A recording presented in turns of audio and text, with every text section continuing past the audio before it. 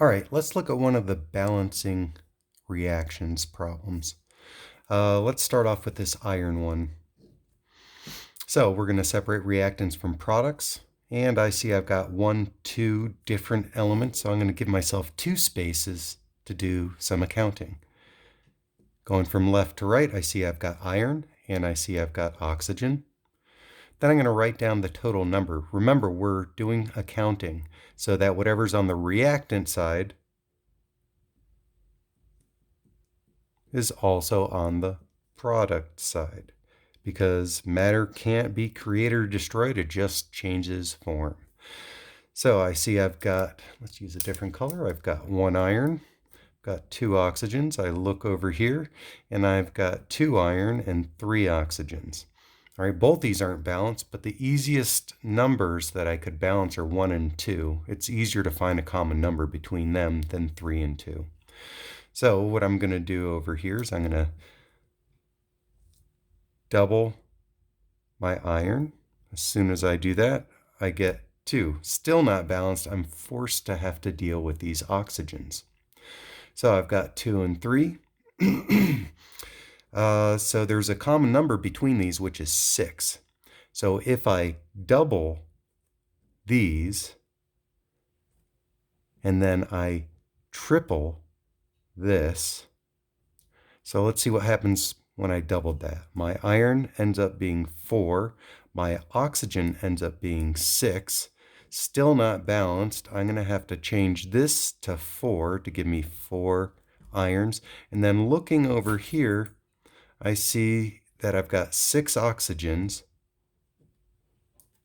And now it's balanced. So the coefficients are 4, 3, 2. For number 10, don't forget reactants, products. Now look at this. We've got sulfite here and sulfite here. That means we can treat them as if they're just elements. We've got hydroxide here, hydroxide there. Treat them like they're just elements. So going from left to right, I've got 1, 2, 3, 4 different things I need to keep track of.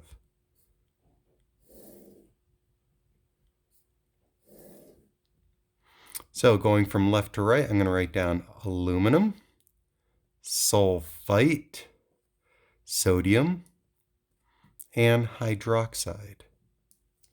Now let's write down the numbers for them. I've got 2 aluminum, got 3 sulfite, got 1 sodium, 1 hydroxide. Let's go to the product side. So we've got 1 aluminum, we've got 1 sulfite, we've got 2 sodiums, and we've got 3 hydroxides. So let's see. The easiest one to balance, well, there is no one that just seems easier than another. We can just choose whichever one. In this case, I'll just choose the hydroxide. So I need to balance the 3 hydroxide from there on this side, so I can put a 3 here. As soon as I do that, I get 3 sodium, I get 3 hydroxide. Now the hydroxides are balanced, sodium still isn't. Let's try some other molecule to balance and see if it just happens to even out. So we've got 2 aluminum here, we've got 1 aluminum here, so let's just double this amount.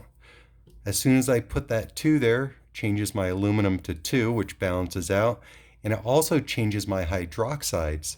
2 times these 3 hydroxides give us 6 hydroxides. So I'll put a 6 there. All right. Now these aren't balanced, but let's see if we can balance out our sulfite regardless. So I can put a 3 in front of here to give us 3 sulfite. As soon as I do that, that changes my sodium. So sodium becomes 6. So now all I've got to do over here, since my sodium and hydroxide are half of what they are here, I can just double the amount. So I'll just put a 6 in front of here. That'll give me 6 sodium and 6 hydroxides. Now you see that they're balanced. We got 2 and 2, 3 and 3, 6 and 6, 6 and 6.